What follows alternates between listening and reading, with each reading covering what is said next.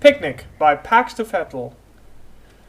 For pretty much every pony that lived in the cozy little village of Ponyville, summers in Equestria meant two things for them: fun and relaxation. Indeed, when the days became warmer and the sun stayed in its home in the sky for much longer, the multicolored equines would spend most of their vacation time enjoying the wonders of nature, letting out all the stress that had been built up by all the hard work they had been doing. All around the park, ponies set up swaths of picnic blankets, intent on sharing time with their beloved families.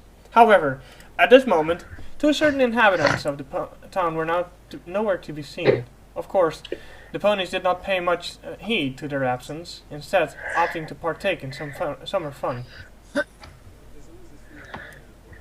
Come on, sis! Shouted a small light pink filly in the living room. What's taking you so long?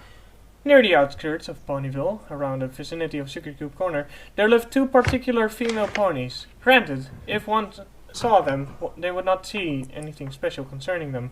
Really, compared to the interesting characters a pony could find in the magical land of Equestria, these seemed quite ordinary, to say the least. However, and please do stop me if this gets rather sappy, they both shared the strongest bond ever imaginable. Calm down, Apple, answered a larger pony with a coat that was a plum color and a mulberry mane. She had a cutie mark of a bunch of grapes and a strawberry emblazoned on her flanks. This certain earth bear was one of the more well-known of all of the inhabitants. Many knew her as the producer of the finest fruit punches this side of Equestria, nay, perhaps the known world. In fact, being the entrepreneur she is, many of her friends have made jokes about her obsession with fruit punch, calling her an alcoholic, a title she laughs at every time it's mentioned. Her name was Berry Punch. But sis, cried Applecore, Berry's little sister. I want to go to the park so bad. Berry Punch couldn't help but chuckle at her sister's impatience. Despite being related, Berry was the complete opposite of her younger sibling. Whereas Berry was more laid back and calm, Applecore was always literally bursting with energy. This sometimes led to a few conflicts between the both of them, but they always seemed to work out their differences. I know, said the older mare, poking her head through the kitchen entrance. I'll be finished soon. Just need to pack a few more things and we're set. Berry Punch began to smile when Applecore began to hop gleefully. Yay, yay, yay! She exclaimed every time she jumped. The reason for the little filly's excitement was rather simple. It was her first ever picnic with her big sister. In the schoolhouse, her friends would always talk about how they loved going on picnics with their parents and playing under the warmth of the sun. Feeling left out for the fun, she pleaded to her sister to take her out once. After much convincing, and after many hours of whining, Berry finally gave in and agreed to her whims. They had been planning this day for weeks now, and today was finally the day. Applecore was the first one to wake up, excited for the day's events. Her sister, on the other hand, had still been asleep after a hard day's work of mashing fruits for her punch. Thankfully, though to Berry's detriment, Apple was there to wake her big sister up from her deep slumber. After a few loud bangs on the soup pot and a mare falling on the floor, Berry began packing all the refreshments that they would need this day. Let's see here. She murmured to herself. 2 daisy sandwiches? Check. 2 bottles of fruit punch and 2 glasses? Check. Blanket? Check. 1 bowl of potato salad? Checkaroo.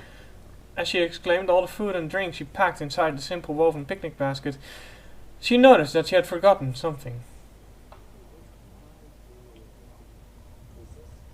Something's missing, she said, looking on the counter for any sign of it. After a couple of minutes of searching, she finally found what she was looking for. It was a picture frame, not unlike those you would find sitting on top of fireplaces or nightstands. The outer edge was made of a smooth, polished wood, a pure testament to equestrian craft-making. Inside the frame was an aged photograph, around 20 years old, and almost faded beyond recognition. To many, it would seem like an old and useless piece to the past. To Berry Punch, however, it was something that she cherished as much as her sister. The picture was that of 4 ponies, all gathered in front of the heartwarming tree. The older looking one, a red-coated stallion with a purple mane, had a leg draped around a purple mare, with a pink mane that appeared to be his wife. Between there was a small filly, no more than 7 years of age, similar to Barry in appearance, and the baby chewing on a plastic chewing rings. Barry punched in the frame around with her teeth, so that the back was facing upwards. On the back, there was a small caption that read, Mom, Dad, and Apple. Earth warming, year 507, solar era. She smiled at the memory. Tears of nostalgia welled up in her eyes. I miss you. Barry silently prayed. I hope both of you are enjoying the goddess's hall. She placed the picture frame inside the basket and placed it around her neck. When Apple saw that her sister was finally exited the kitchen, she felt as if she was about to explode due to the sheer amount of happiness she was feeling. Hooray! She shouted. You're finally finished. This is gonna be the best day ever. Barry Punch chuckled. It sure will be, she said. Come on, let's go before all the shady spots are taken. After a few minutes of looking for a decent spot to set up their picnic blanket, Barry and Apple finally managed to find a nice shady spot under an old oak tree. Both immediately got to work setting up everything, from the blanket to the assortment of food that Barry Punch had prepared just for the occasion. Lastly, Barry took out the frame and set it upright on the blanket. Applecore eyed the picture with curiosity in her eyes. Is that Mama and Papa? She asked. Barry nodded.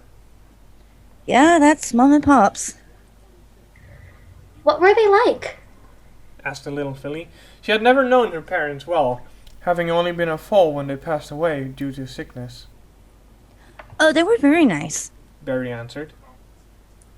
I remember Dad feeding you and putting you to sleep when Mom needed a break. You sure were a fussy foal. I was not. Retorted Applecore, but her tone softened up. Was I? Barry Punch chuckled again. Nah, but you did cry a lot. Kept me awake for a long time. She began unwrapping the sandwiches she'd packed. Anyways, let's eat. I'm starving. As they sat there enjoying their meal, Barry took the chance to observe the ponies that had come to the park. She saw Lyra, the town's resident foreigner and musician, twiddling with her lyra on a bench. She did not really take note of the strange way she was sitting, having seen stranger things in her lifetime.